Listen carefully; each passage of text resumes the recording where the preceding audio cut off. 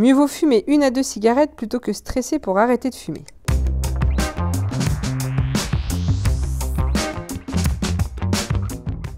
Alors ça, c'est une bonne question et c'est des choses que j'entends très souvent. Alors non, fumer même 1 à 2 cigarettes par jour, on sait que ça peut entraîner des risques pour votre bébé. Donc c'est une évidence que le stress que vous pourrez ressentir lors d'un sevrage, c'est juste lié au fait que vous seriez en manque de cigarettes. Donc on a d'autres moyens de pouvoir vous aider plutôt que vous dire de fumer 1 à 2 cigarettes.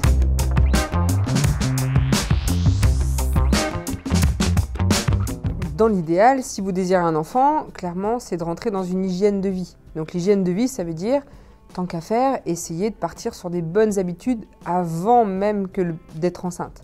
Donc réfléchir à sa consommation d'alcool, réfléchir effectivement à sa consommation de tabac.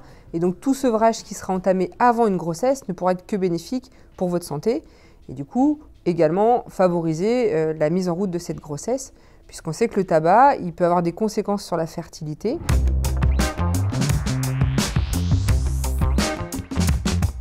Lorsqu'on a un désir de grossesse, on est à 2 dans l'histoire, le plus souvent. Et donc, tant qu'à faire, partir dans une démarche ensemble. La première chose à faire, c'est vraiment de garder en tête que sa femme ne doit jamais sentir l'odeur de la cigarette. Le tabagisme passif, du coup, il a un impact direct également sur la femme, sur la grossesse et sur le fœtus. On sait que si quelqu'un fume autour de la femme enceinte, c'est comme si elle fumait. La sage-femme ou les médecins qui suivent sa femme peuvent aussi lui prescrire à lui des substituts à nicotine s'il en a besoin.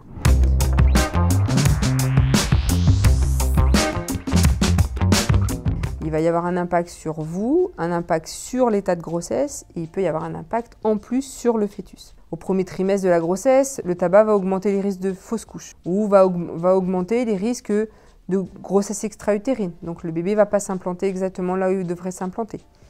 Ensuite, on peut avoir des pertes de sang, des petits décollements au niveau du placenta au début de la grossesse. Puis la grossesse, elle avance. Qu'est-ce qui va se passer? Je risque d'accoucher un peu plus tôt. La menace d'accouchement prématuré. Ça ne veut pas dire que toutes les femmes qui fument auront ces complications-là, mais c'est un très gros facteur de risque.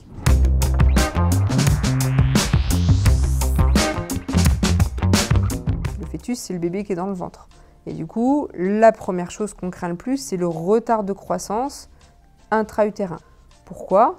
Parce que du coup, il a été intoxiqué par la fumée de la cigarette au cours de la grossesse, qui fait que l'alimentation du bébé, elle n'est pas optimale. Du coup, il grossit moins bien. Et puis, ce petit bébé, il est un peu plus petit et en plus, il est plus à risque de naître plus tôt, puisque ça augmente les risques d'accouchement prématuré. Et donc, du coup, inévitablement, tous les risques liés à la prématurité. Forcément, c'est des bébés qui, à la naissance, vont être vraiment très fragilisés.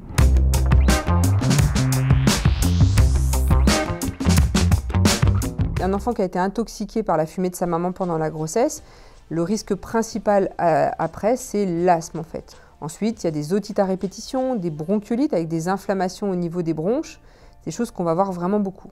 Et également, le tabac est un des principaux facteurs à mort inattendue du nouveau-né.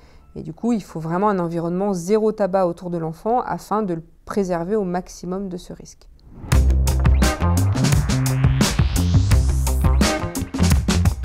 Les bénéfices de l'allaitement maternel seront toujours supérieurs au fait de continuer à fumer.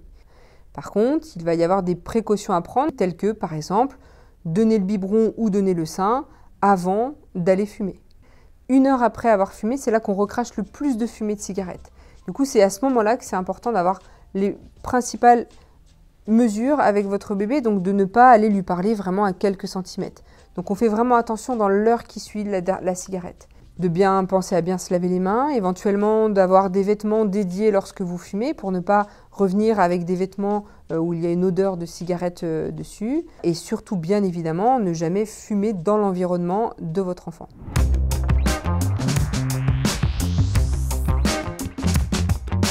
Donc non, la nicotine, elle, c'est pas elle qu'on va craindre. La nicotine, elle est responsable de votre dépendance. Donc avoir recours aux substituts à nicotine, ça va surtout vous aider à gérer votre manque de cigarettes. Donc mieux vaut aller chercher la nicotine à travers des patchs pour ne pas aller vers la cigarette et toutes les substances toxiques et cancérigènes qu'elle contient. Et peut vous prescrire ces substituts à nicotine votre médecin, médecin traitant ou médecin spécialiste, votre sage-femme, une infirmière, un kiné, un dentiste.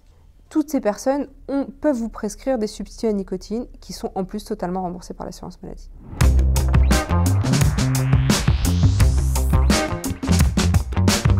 La première chose à faire, c'est déjà d'en parler en fait. Osez poser la question à la personne qui suit votre grossesse. Exprimez-lui le fait que vous avez des difficultés, que vous avez essayé d'arrêter de fumer, mais que c'est difficile pour vous. Lui pourra vous orienter. Donc, on pourra vous orienter vers des consultations spécialisées auprès de tabacologues. Alors, le numéro utile, c'est le 3989, qui est le numéro de téléphone de Tabac Info Service. Donc voilà, cet appel, il est gratuit depuis un mobile ou un poste fixe, donc il ne faut vraiment pas hésiter à appeler pour poser vos questions. Il y a une application qui existe sur les smartphones aussi, qui est assez bien faite, qui permet vraiment de vous accompagner dans votre démarche d'aide au sevrage. Il existe différents centres de soins, du coup, que ça soit selon votre secteur géographique. Du coup, n'hésitez vraiment pas à vous renseigner auprès de votre sage-femme ou de votre médecin, qui va pouvoir, ou de votre pharmacien, qui va pouvoir vous orienter pour justement vous amener vers le centre de soins le plus proche de chez vous.